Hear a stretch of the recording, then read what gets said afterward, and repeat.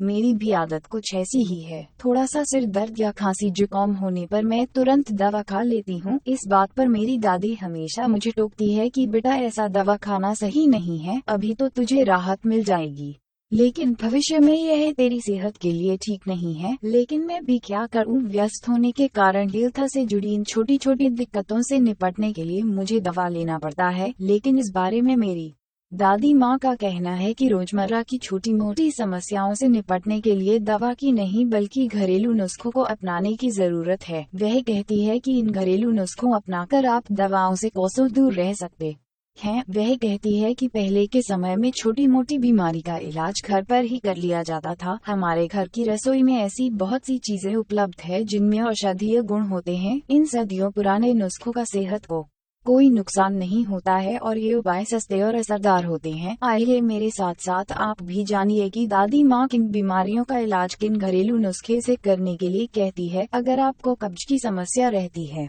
तो अंजीर का सेवन करें। इसके लिए एक अंजीर को रात में थोड़े से पानी में भिगो दें, सुबह इसे अच्छे से चबाकर खा लें और इसके पानी को पी जाएं। कुछ ही दिनों में आपकी समस्या दूर हो जाएगी। अंजीर में फाइबर बहुत अधिक मात्रा में पाया जाता है जो पेट को साफ करने में मदद करता है। सिर दर्द होने पर हम तुरंत पेन किलर ले लेते हैं, लेकिन अगर हम आपको कहें कि दादी माँ का कहना है कि सिर दर्द होने पर अगर नाक में शुद्ध गाय के घी की कुछ बूंदें डाल ली जाएं तो सिर दर्द दूर हो जाता है, तो शायद आपको यकीन नहीं होगा, लेकिन यह सच है। अगर आपको सिर दर्द की समस्या लगातार रहती है तो रोजाना अपनी नाक में गाय की घी की 2 बूंदें डालें। कुछ ही दिनों में समस्या हमेशा के लिए दूर हो जाएगी। कुछ लोग मिर्चों को हटाने के लिए उसे कटवा देते हैं या घर पर ही खुद से काट व फोड़ लेते हैं, लेकिन ऐसा कभी नहीं करना चाहिए क्योंकि इसका इलाज आपकी रसोई में ही उपलब्ध है। जी हाँ, आपकी रसोई में उपलब्ध प्याज मिर्चों का रामबाण इलाज है।